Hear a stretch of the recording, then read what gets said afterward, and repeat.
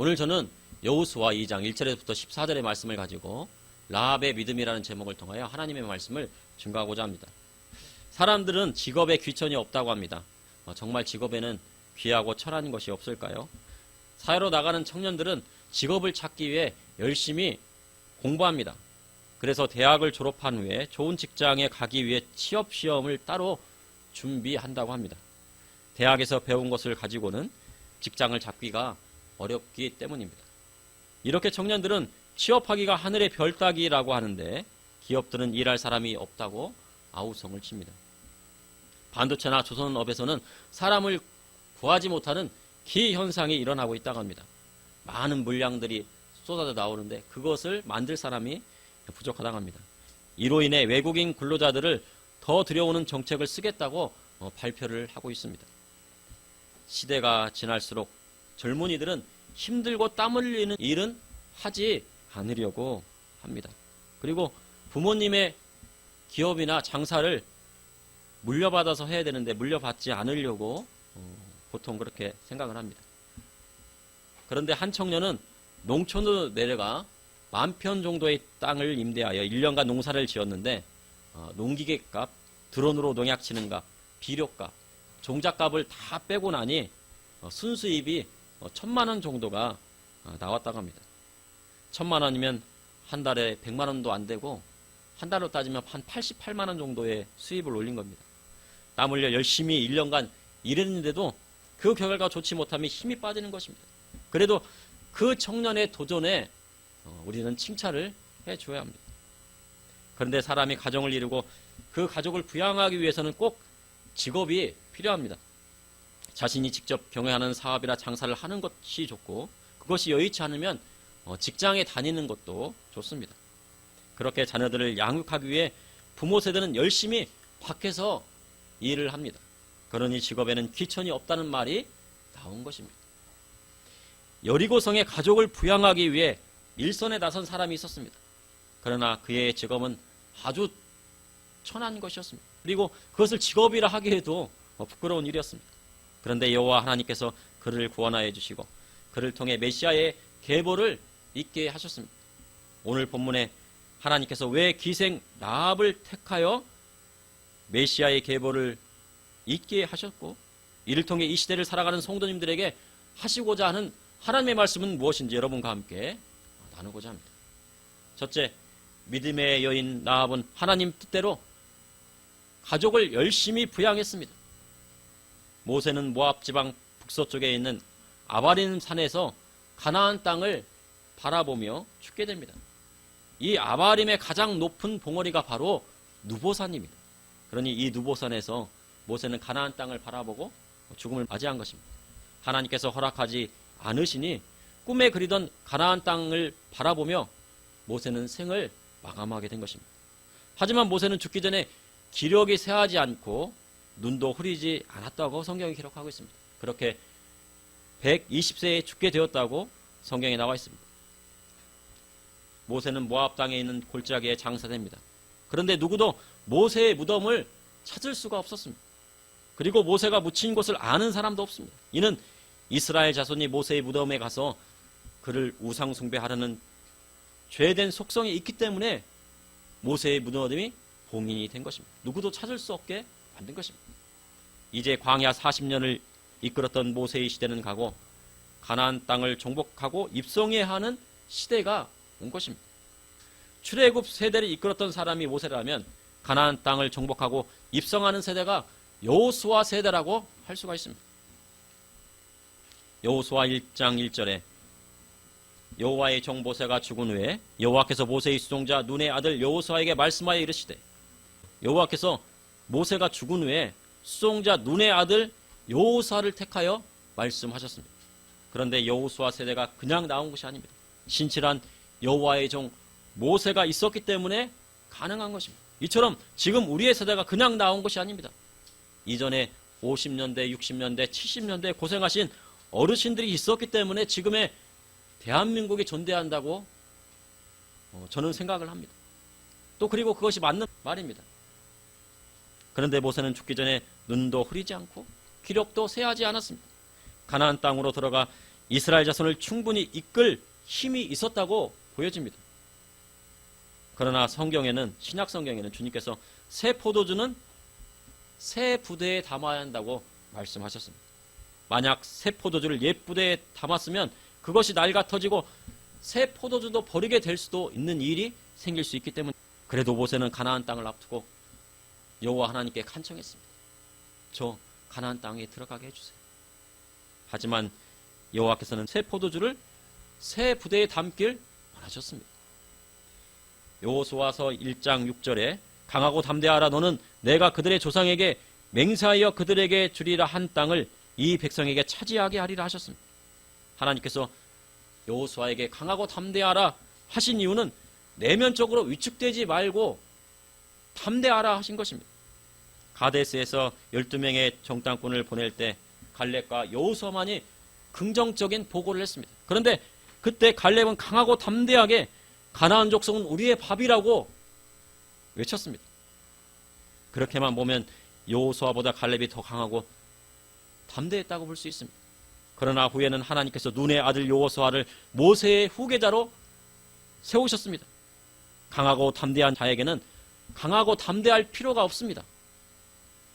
왜냐하면 그는 강한 멘탈을 갖고 있기 때문입니다. 그러나 두려움이 조금이라도 있는 사람에게는 강하고 담대하라고 격려하는 것입니다. 이처럼 몇백 년 후에 여분네의 아들 갈렙의 후손들은 유다 지파로 남유다를 대표하고 여호수아는 에브라임 지파로 북이스라엘을 대표하게 됩니다. 그러니 여호수아와 갈렙의 후손인 유다 지파와 에브라임 지파가 400년 후에 이스라엘을 이끌어 가게 된 것입니다. 그래서 하나님께서는 믿음의 사람의 집안을 들어 쓰시는 것입니다.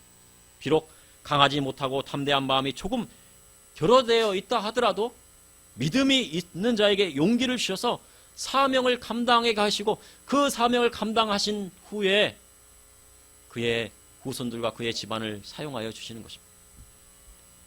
여호수아 2장 1절에 눈의 아들 여호수아가 십딤에서 두 사람을 정탐꾼으로 보내어 이르되 가서 그 땅과 여리고를 엿보라 하며 그들이 가서 라합이라 하는 기생의 집에 들어가 거기서 유숙하더니, 시딤은 이스라엘이 가나안 땅으로 들어가기 전에 마지막으로 진을 친 곳이었습니다.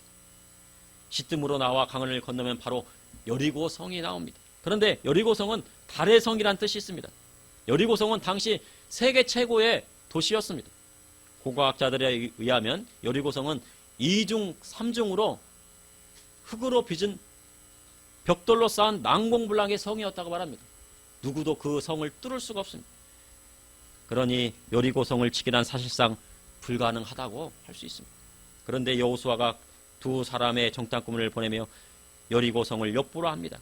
그렇게 그들이 여리고 성에 들어갔는데 기생 라합의 집에 유숙하게 됩니다. 기생이라 하면 몸을 팔아 돈을 버는 직업이었습니다. 이것을 직업이라 하기도 부끄러운 일이었습니다.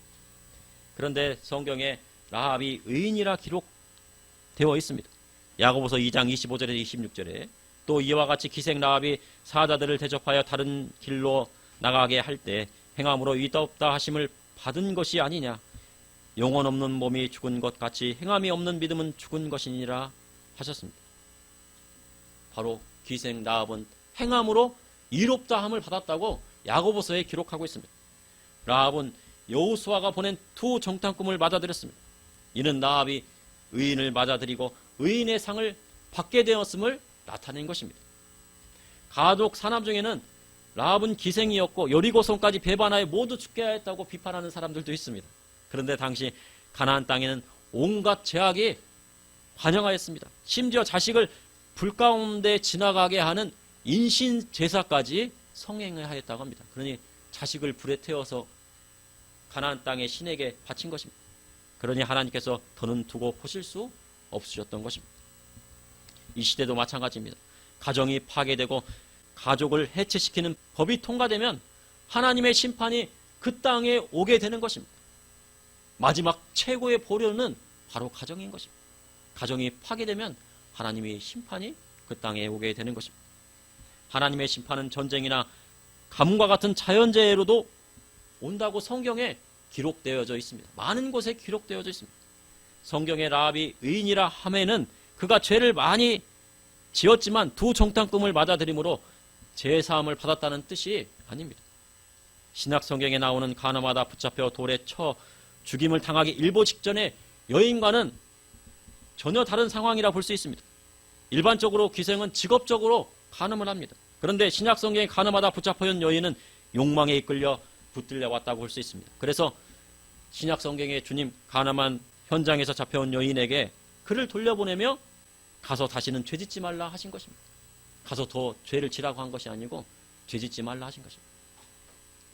그런데 성경을 보면 기생 라함의 경우는 앞서 말한 것과는 좀 다르다고 여겨집니다. 당시 여리고 성의 제약으로 라합이 어쩔 수 없는 상황에 내몰려 가족을 부양하기 위해 그 길을 가야 했을 가능성이 높다는 것입니다. 이는 우리가 생각하는 기생과는 좀 다른 문제입니다.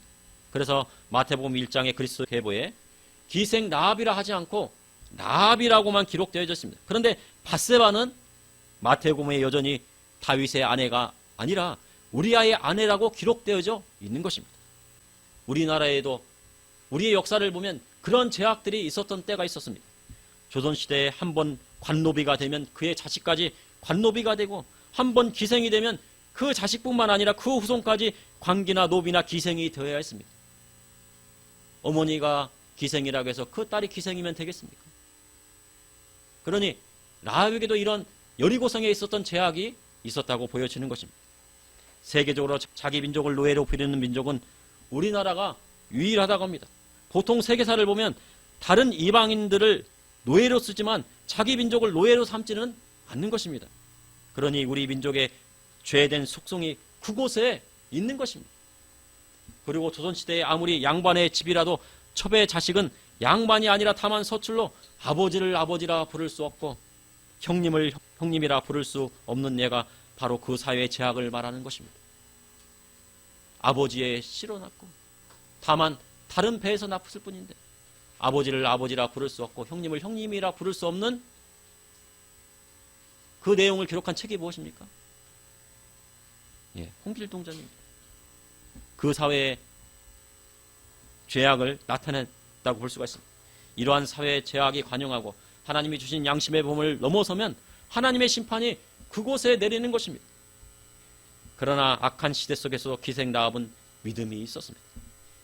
여호수아 1장 9절에 여호와께서 이 땅을 너희에게 주신 줄을 내가 아노라. 라합은 이스라엘의 출애굽 과정을 다 알고 있었습니다. 홍해를 가르신 일과 요단강 건너에 있는 아모리의 두 왕 시온과 옥에게 행하신 일을 듣고 있었습니다. 그러면서 12절에서 13절에 그러므로 이제 정하노니 내가 너희를 선대하였은즉 너희도 내 아버지 집을 선대하도록 여호와로 내게 맹세하고 내게 증표를 내라. 그리고 나의 부모와 나의 남녀 형제와 그들에게 속한 모든 사람을 살려주어 우리 목숨을 죽음에서 건져내라 합니다. 지금으로부터 3400년 전 양심의 법에 따라 부모 공경하고 형제 사랑하고 그에 속한 모든 사람을 살린 사람이 있었습니다. 그가 바로 믿음의 여인이었던 기생 라합이었습니다. 그러므로 믿음의 여인 라합은 하나님의 창조의 법칙을 따라 가족을 사랑하여 자신뿐만 아니라 가족 전체를 살리는 역사가 일어난 것입니다. 둘째, 믿음의 여인 라합은 하나님의 사람을 집에 맞아들였습니다. 여리고 왕이 이스라엘 자손 중 몇 사람이 정탐꾼으로 돌아온 것을 알게 됩니다. 여리고 왕이 사람을 보내 라합에게 그 집에 들어간 사람을 끌어내라 말합니다. 하지만 라합은 그 두 사람을 벌써 숨긴 뒤였습니다. 그리고 그들이 어디에서 왔는지 모르고 어두워 성문이 닫힐 때 나갔다고 말합니다. 벌써 성문을 나갔으니 그들을 쫓아가라 합니다. 그러나 라합은 그들을 지붕 위에 있는 삼대에 숨겼습니다. 마태복음 11장 41절에 42절에 선지자의 이름으로 선지자를 영접하는 자는 선지자의 상을 받을 것이요 의인의 이름으로 의인을 영접하는 자는 의인의 상을 받을 것이라 주님 말씀하셨습니다. 라합은 비록 기생이었지만 의인의 이름으로 의인을 영접하였습니다. 여호수아가 보낸 두 정탐꾼을 영접하였을 뿐만 아니라 그들의 목숨을 살림으로 자신뿐만 아니라 가족의 목숨까지도 살리게 된 것입니다. 라합의 말대로 여리고 병사들이 성문을 나가 요단 나루터까지 그들을 쫓아갔지만 찾을 수가 없었습니다. 그러니 그들의 생각에 벌써 두 정탐꾼이 요단강을 건너 여호수아가 있는 60만 대군이 있는 시뜸으로 돌아갔을 것이라고 생각을 하게 된 것입니다. 감히 밤이 깊어지고 이제 모든 사람이 잠들 때 라합이 지붕으로 올라가 자신이 들은 이야기를 말합니다. 여호와께서 이 땅을 너에게 주신 줄을 안다 하면서 홍해를 건넌 일과 아모리 왕 시온과 옥을 죽인 일을 듣고 우리의 마음이 녹고 사람이 정신을 잃을 정도라고 말합니다. 이는 여리고 성의 심리적인 상태를 말하는 것입니다. 그러면서 라합은 자신의 신앙을 고백합니다. 너희의 하나님 여호와는 위로는 하늘에서도 아래로는 땅에서도 하나님이시니라. 그러면서 자신이 두 정탐꾼을 선대한 것 같이 라합과 그에 속한 모든 가족의 목숨을 건져내라 말합니다. 이 라합은 아주 당돌하면서도 담대합니다.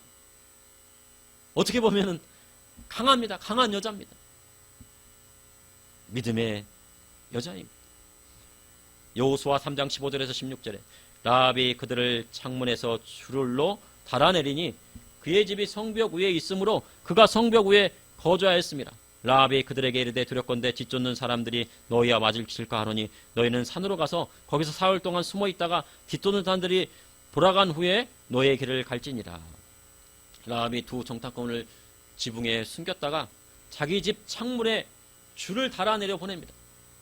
라합의 집은 여리고 성벽에 거주하였다고 성경에 기록되어져 있습니다. 그럼 여리고 성벽이 무너질 때 라합의 집도 무너졌다는 가정이 생깁니다. 그런데 고고학자들에 의하면 여리고성 북쪽에 있는 성벽만은 무너지지 않은 것을 발견했습니다. 그래서 라합의 집이 북쪽 성벽에 있을 것이라고 고고학자들은 추정을 합니다. 그렇게 라합은 만약 지금 요단강을 건너려면 추격하는 사람들과 마주칠 수 있으니 산에서 사흘 동안 숨었다가 추격자들이 돌아간 후에 길을 가라 합니다. 성경에는 사흘이 많이 나옵니다. 사흘은 아주 중요합니다. 정탐꾼들도 사흘 동안 산에 있었고 요나도 큰 물고기 뱃속에서 사흘을 있었습니다. 그리고 예수님께서 사흘 동안 죽음을 맛보시고 땅 아래로 내려가셨지만 다시 부활하시고 하늘로 승천하셨습니다. 라합의 말대로 두 정탐꾼이 사흘을 숨어 있다가 강을 건너 눈의 아들 여호수아에게로 다시 돌아갑니다. 여호수아 2장 24절에 또 여호수아에게 이르되 진실로 여호와께서 그 온 땅을 우리의 손에 주셨으므로 그 땅의 모든 주민이 우리 앞에 간담이 녹더이다 하더라. 두 정탐꾼은 라합이 말한 여리고의 심리 상태를 그대로 전합니다. 이로 인해 여호와께서 여리고성을 이스라엘 자손의 손에 붙여주심을 확신하게 된 것입니다. 기생 라합은 이스라엘 자손에게 역사하시는 하나님을 인정하고 그분의 명령을 따라 목숨을 걸고 여리고성을 정탐하러 모은 두 사람을 영접했습니다. 그래서 자신뿐만 아니라 그 가족을 구원하는 역사가 일어나게 된 것입니다. 셋째, 믿음의 여인 라합은 하나님의 구원을 상징하는 붉은 줄을 창문에 매달았습니다. 여호수아 2장 18절에 19절에 우리가 이 땅에 들어올 때 우리를 달아내린 창문에 이 붉은 줄을 메고 내 부모와 형제와 내 아버지의 가족을 다 내 집에 모으라. 누구든지 내 집 문을 나가서 거리로 가면 그의 피가 그의 머리로 돌아갈 것이요 우리는 허물이 없으리라. 그러나 누구든지 너와 함께 집에 있는 자에게 손을 대면 그의 피는 우리의 머리로 돌아오려니와. 두 정탐꾼이 여호수아의 군대가 이 땅에 들어올 때 부모와 형제 자매와 그에 속한 사람들을 모두 이 라합의 집으로 모으라 했습니다. 그리고 그들을 내린 이 창문에 붉은 줄을 매라 한 것입니다. 이 붉은 줄을 매는 곳에는 여호수아의 군대가 들어가지 않고 그들을 구원해 주겠다고 한 것입니다. 붉은 줄이란 후트 하샤니로 진홍색 끈을 말합니다. 이 끈은 구원의 표시가 됩니다. 구약 시대 6월절 어린 양의 피를 문선주에 바른 집마다 여호와의 사자가 그 집을 넘어갔습니다. 그러나 그 문설주에 어린 양의 피를 바르지 않은 곳마다 바로 애굽의 집은 어린 양의 피를 바르지 않았기 때문에 애굽의 모든 장자는 죽임을 당한 것입니다. 만약 애굽 사람일지라도 하나님의 말씀을 믿고 그분의 어린 양의 피를 문선주에 발랐다고 하면 하나님의 사자는 넘어갔을 것입니다. 그러나 애굽 사람 중에는 그러한 사람이 없었습니다. 그래서 이 붉은 줄은 신약시대 예수 그리스도의 보혈의 피를 상징하는 것입니다. 예수 그리스도를 믿으면 그리스도의 보혈의 피의 공로를 의지하여 구원받게 되는 것입니다. 그리고 예수 그리스도의 보혈의 피를 의지하는 자마다 질병에서 고침받고 치료받는 놀라운 기적의 역사가 일어나게 되는 것입니다. 주 예수를 믿으라, 그리하면 너와 너의 집이 구원을 얻으리라 하셨습니다. 라합은 하나님을 의지하고 두 정탐꾼과 서약한 것을 지켜 붉은 줄을 매달았습니다. 그래서 라합뿐만 아니라 그의 모든 가족이 구원받게 된 것입니다. 믿음의 사람으로 인해 그 집안 사람이 구원받는 역사가 일어나게 되는 것입니다. 그러나 믿음의 가정이 이라 할지라도 노새 아내처럼 앞만 보고 나아가지 않고 소돔 땅에 있는 금, 은, 호와 보석을 생각하고 뒤돌아보면 어떻게 됩니까? 바로 소돔 기둥이 되고 마는 것입니다. 그러니 롯의 아내는 하나님의 심판에서 구원받지 못한 것입니다. 하나님의 심판을 받게 된 것입니다.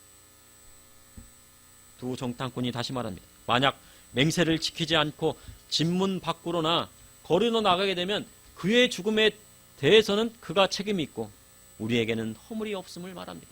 그러니 밖으로 나간 사람은 우리에게 책임이 없고, 만약 그 집에 있는데 그 속에서 누가 죽으면 나의 책임이다 라고 한 것입니다. 그 핏값을 내가 받겠다 한 것입니다. 라합의 치사함이라 할지라도 맹세한 것을 믿지 않고 밖으로 나가게 되면 죽게 되는 것입니다. 이는 그의 죄로 인한 것입니다. 누구에게도 하소연할 수 없는 것입니다. 이 시대도 마찬가지입니다. 예수님 믿으면 그리스도의 보혈의 피의 공로로 구원받게 되는 것입니다. 그러나 주님 믿지 않고 세상 따라 배회하고 돌아다니면 여리고성에 속한 사람처럼 결국 하나님의 심판을 받게 되는 것입니다. 그러면 누구 책임입니까? 바로 그 사람의 책임이 있는 것입니다. 그러므로 아합은 하나님을 믿음으로 창문 밖에 붉은 줄을 매달고 구원을 받게 된 것입니다. 그 붉은 줄은 바로 예수 그리스도의 보혈의 피를 상징하게 되는 것입니다.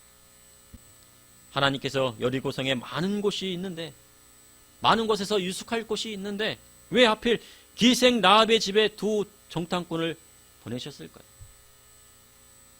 그것은 기생 라합이 이 두 정탐꾼을 맞아들였기 때문이라 할 수 있습니다. 그리고 하나님께서 이 두 정탐꾼을 기생 라합의 집으로 보냈다고도 할 수가 있습니다. 이는 비록 라합이 기생일지라도 그 가족을 구원하겠다고 하는 그 마음이 라합의 마음에 있었기 때문입니다. 구원을 바라는 자에게 하나님의 섭리가 있었다고 볼 수 있습니다. 당시 하나님이 주신 양심의 법을 따르지 않고 자식 버리고 가족 버리는 자들이 넘쳐날 때 가족을 사랑하는 사람이 있었으니 그가 바로 라합이었습니다. 시대가 점점 악화해진다고 해도 사람은 기본을 지켜야 합니다. 기본을 지키는 것이 중요한 것입니다. 기본이 무너지면 하나님의 심판이 그 땅에 임하는 것입니다. 교회에도 기본이 중요한 것입니다. 기본을 지키지 않으면 어떻게 됩니까? 교회에도 하나님의 심판을 받게 되는 것입니다. 라합은 지난번에 말씀드린 룻기에 나오는 보아스의 어머니입니다. 그리고 다윗 왕의 4대조 할머니가 됩니다. 마태복음 1장 5절에서 6절에 살몬은 라합에게서 보아스를 낳고 보아스는 룻에게서 오벳을 낳고 오벳은 이새를 낳고 이새는 다윗 왕을 낳으니라 하셨습니다. 신약성경 마태복음에는 기생 라합이라 기록하지 않고 라합이라고만 기록하고 있습니다. 하지만 밧세바는 우리아의 아내라 기록하고 있습니다. 이 차이가 무엇을 의미하는지 믿음의 성도는 깊이 깨달아야 합니다. 그러므로 믿음의 여인 라합은 하나님이 주신 양심의 법에 따라 가족을 열심히 부양했습니다. 그리고 믿음의 여인 라합은 두 정탐꾼을 집에 들이고 그들의 생명을 보호하여 주므로 의인의 상을 받게 되었습니다. 또한 믿음의 여인 라합은 구원을 상징하는 붉은 줄을 창문에 매달아 자신뿐만 아니라 가족들을 모두 구원받게 하였습니다. 이 붉은 줄은 바로 신약시대에 예수 그리스도의 십자가의 보혈의 피를 상징하는 것입니다. 그러니 믿음의 성도는 가족들을 예수 그리스도 안에 오도록 이끌어야 하는 사명이 있는 것입니다. 잠시 기도하시겠습니다. 사랑해 주님, 오늘도 감사합니다. 주님의 사랑과 은혜로 주님, 이 시대가 악하고 또한 어려운 가운데에서 하나님 앞에 나와 예배드리게 하여 주심을 감사합니다. 아버지 하나님, 오늘 비록 기생이었지만 라합이 두 정탐꾼의 생명을 구하여 주고 그를 통하여서 또한 하나님을 믿게 되고 또한 창문에 붉은 줄을 매달아 그 가족과 라합이 구원받게 된 것처럼 우리가 예수 그리스도의 십자가의 보혈의 피의 공로를 힘입어 구원받았으니 우리가 믿지 않는 형제 자매에게 나아가고 또한 부모님에게 나아가고 또한 세상에 나아가 믿지 않는 자들에게 예수 그리스도의 십자가의 보혈의 피의 공로를 전할 수 있도록 인도하여 주시고 예수님을 증거할 수 있도록 인도하여 주시옵소서. 질병을 통하여 어려움을 당하여 있는 성도님들이 있습니까? 예수님의 피로 씻어주시고 발라주시고 덮어주셔서 낫게 되는 놀라운 기적의 역사 일어나게 하여 주시고 병원에서 수술받는 우리 성도님들에게 함께하여 주셔서 그 모든 수술들이 온전히 끝나게 하여 주시고 오장육부를 깨끗하게 해주시고 관절을 완전히 나을 수 있도록 주님께서 역사하여 주시옵소서. 예수님의 이름으로 기도합나이다. 아멘.